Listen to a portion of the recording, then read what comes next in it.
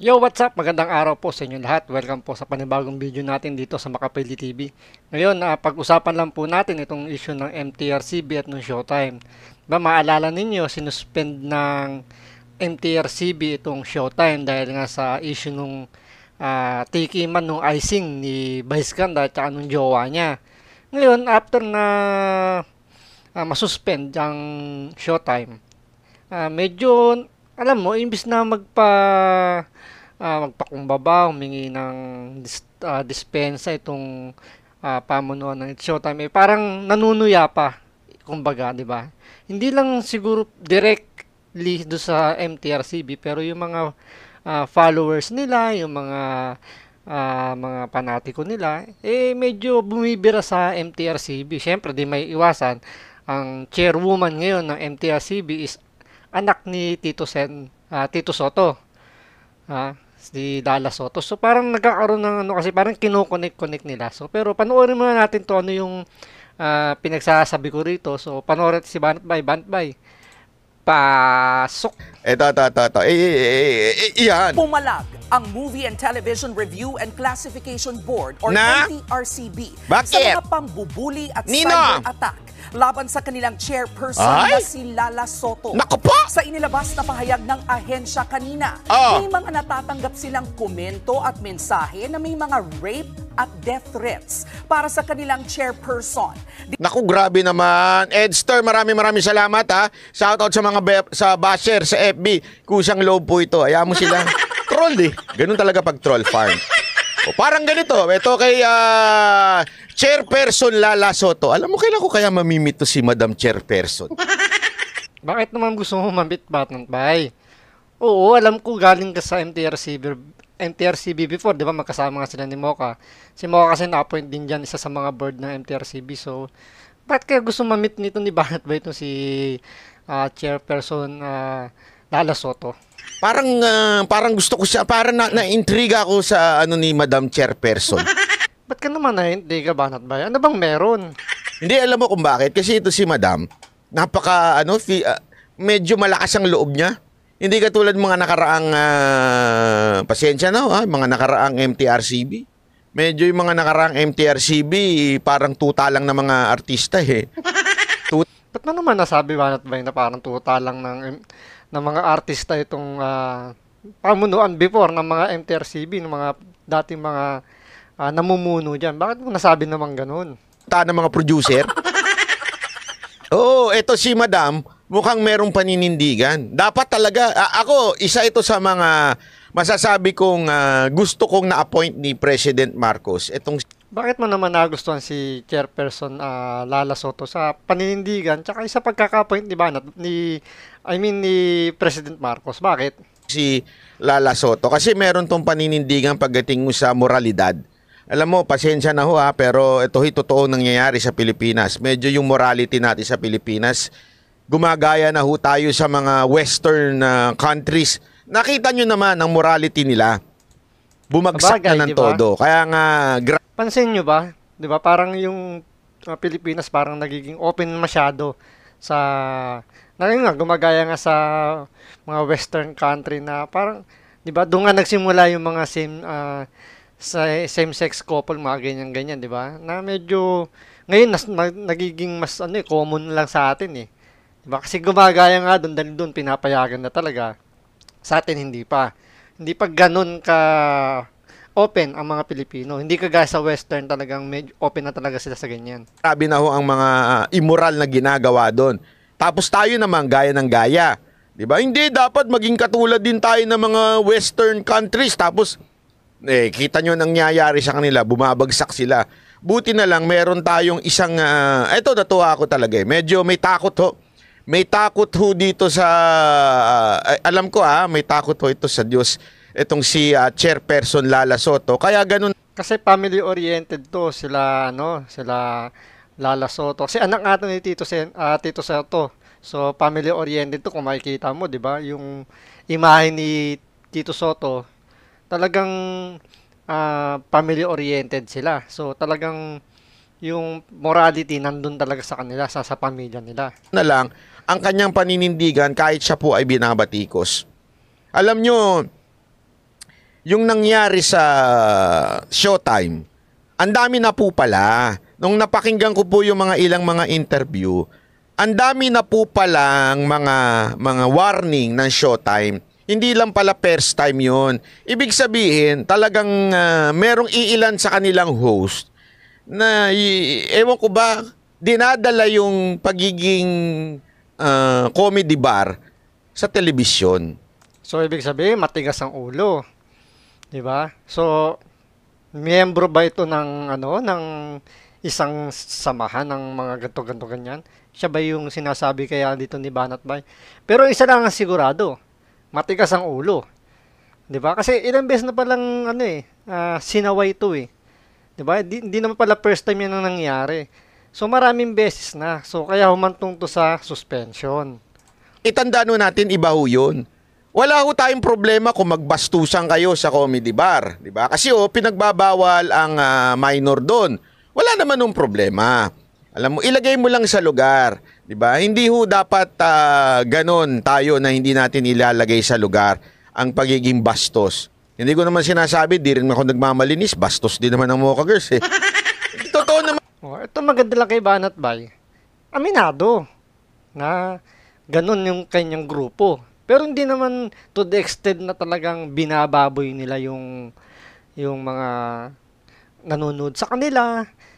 'Di ba? Hindi kagaya nung nasa Showtime, yung nasa sabi nga sa comedy bar. Grabe man lait. Grabe man baboy. Grabe man alipusta. Kaya ako di ako nanonood doon eh. Lalo na pag segment niya na siguro sumisilip pag hindi siya pero pag siya na yung nag-handle, wala na, ayoko na kasi grabe. Hindi ko kayang panoorin. Di ba? Pero nakita nyo ba sila sa Free TV? Iba usapan yon. Social media, iba din yun. Kasi nga, kaya nga meron dyang edad eh. Kasalanan na lang ng magulang kung yung anak ninyo nakapag social media na ang nilagay niyang edad 18 pataas. Kasalanan nyo na ho yun, na magulang ho yun. Okay? Pero iba ho is usapan pagdating sa Free TV. Ibig sabihin yung free channel. Yung pag binuksan mo, yun na lalabas. Diba? Kasi 'di ba? Diyan di mo na masasaway ang bata diyan once binuksan yung TV. Hindi mo naman talaga real talk. Hindi naman talaga natin mababantayan ng panonood ng mga bata sa TV kasi nga tayo, alam natin na kapag nasa TV, hindi ganun ka rated yung pinapanood kasi nga 'di ba noontime show, mostly pag ganyan game show, 'di ba? So hindi natin wala tayong duda o hindi tayo parang sigurado tayo na walang kalaswaan na mapapanood.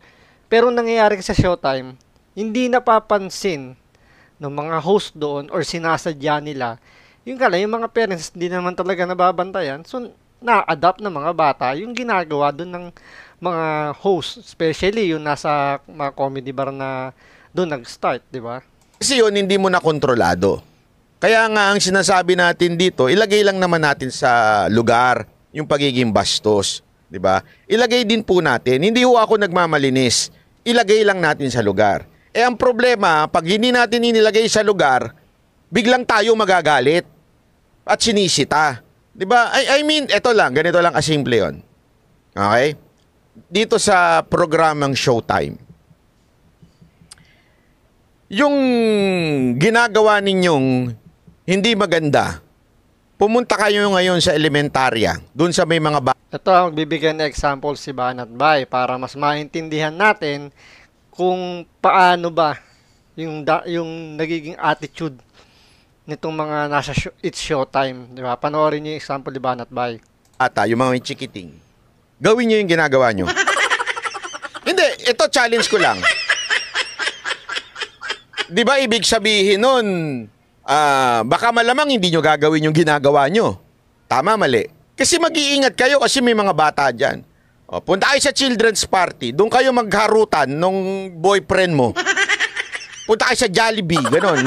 May children's party doon, tapos magharutan ka, magsubuan kayo, kayo ng daliri dyan. Di ba, malamang kayo mismo mahihiya. Ay, sandali, may mga bata. Correct, di ba? Magka-adjust kayo. na teka lang, may mga bata, so hindi tama yung ikikilos natin. So kayo, kikilos kayo na ayon doon sa lugar. Ikikilos kayo kung sino yung mga nanonood, sino yung nandoon sa surroundings nyo. 'Di ba? Ang nangyayari kasi pag sa Free TV, doon sa It's Showtime na show nila, hindi nila naiisip na ganun. Parang feeling nila sila lang, na okay lang.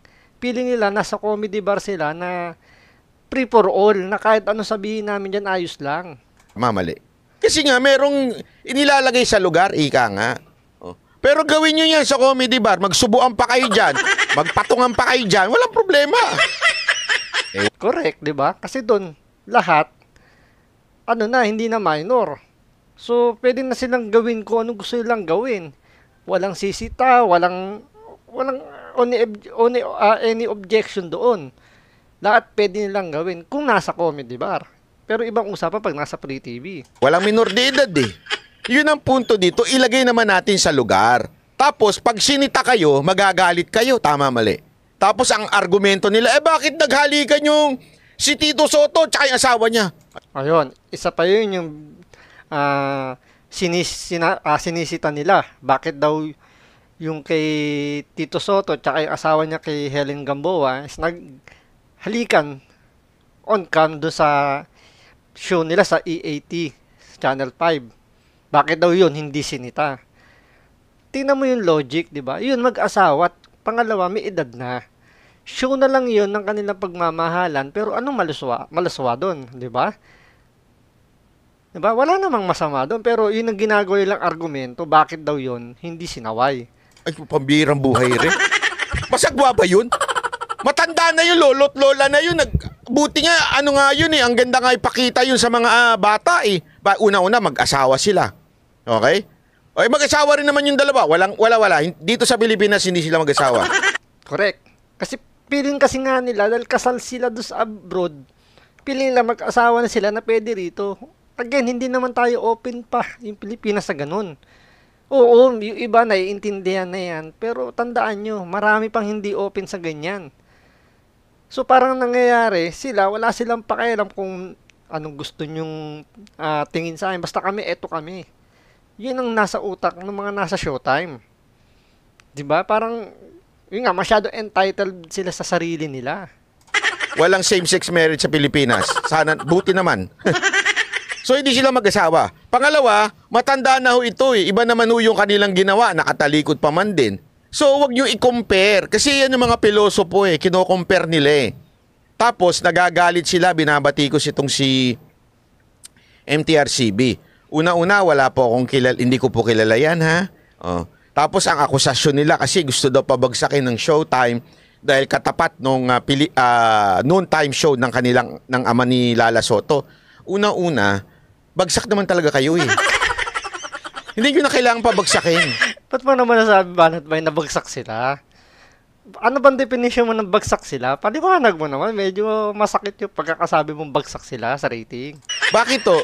Yung frequency nyo mahina. Oh, hindi ko sinasabi... yung frequency. Hindi ibig sabihin na walang nanonood. Yung frequency lang. Pangit yung programa nyo ha. Yung frequency nyo mahina. So hindi kayo threat.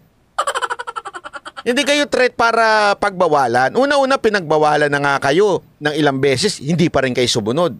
O, eto pa masama ah. Okay? Eto pa masama. Anong masama, Banat Bay? Ano yung masamang sinasabi mo? Isipin mo, ngayong sinita sila, ano pa reaction nila? Instead na mag-sorry sila, pinagtatawa at minamak pa nila yung desisyon ng MTRCB. Matigas ang mukha. Parang ganun, di ba? Matigas pa ang muka. Imbis na mag-sorry, sila pa matapang. Ganun. Banat Bay. Alam nyo sa ginagawa nyong kabastusan na yan, honestly kayo Bastos talaga yun, Banat Bay. Kabastusan yun. dyan. Kasi nakikita ko yung mga video-video sa pinagtatawanan nila, minamak nila, parang ginagaya-gaya. Bastos talaga kayo eh. Na totoo lang. Bastos kayo. Bastos talaga yun. Kabastusan yung ginagawa ng mga It's Showtime na yan. Dapat mawala kayo sa TV. Kasi yung pagiging rebelde ninyo, pinakikita nyo eh. Pinakikita ninyo sa telebisyon. Hindi magandang halimbawa sa mga bata. Correct, di ba? Imbis na humingi ng sorry, magpakumbaba, nagre-rebelde pa. Hindi magandang sign yan para sa mga kabataan. 'Di ba? Maraming nanonood na bata sa kanila. Remember, na-adapt nila yung pinapakita nila, 'di ba? 'Di ba? Ang dami na ginagaya nga si Mais Ganda yung mga expression niya eh. 'Di ba? Na kala niya nakakatawa pero hindi. 'Di ba? Kahit tanungin mo yung ibang magulang kung agree ba sila sa nagagawa ni Vice Ganda na ginagaya ng mga anak nila. Tanungin nyo. Di ba dapat ang pinapakita ninyong halimbawa sa bata, ulitin natin sa bata, pag kayo ay sinita ng otoridad, sumusunod kayo at nagsasabi kayong pasensya na po, nagpapakumbaba kayo. Hindi. Minamak nyo, bastos talaga kayo. Grabe naman talaga sobra. Ayaw nyong galangin ang sarili nyo dahil sa pinaggagawa ninyong kabastusan. Ba yung mga punyeta, umalis na lang kayo sa telebisyon. Hindi namin kayo kailangan yan. Salot kayo sa lipunan. Sabagay, tama si Banat Bay Hindi naman natin kailangan ng ganyang TV show. Kung ganyan din lang naman yung magiging attitude ng mga host nila na ipinapakita pa sa mga manonood nila na imbis na maghumingi siya ng paumanhin dahil may nagawa silang mali. Remember, hindi naman sila sasawayin kung walang ginawang mali. Hindi naman siguro sira ang ulo nung taga-NTRCB na sasawayin sila kung wala silang nakitang violation tong sa Showtime. Siyempre meron. So, sa bawat violation, meron naman talagang kaparusahan yon. Remember, hindi rin naman isang beses lang sa sinaway. 'Di ba? Maraming beses na. So, talagang matigas ang ulo. So, binigyan lang sila ng karampatang parusa, which is yung nga, sinuspend sila. So, abangan po natin yung mga susunod pang pwedeng mangyari ito sa suspension kasi talagang umiinit yung mga patutsadan dito sa MTRCB. So, yun lang. Maraming salamat.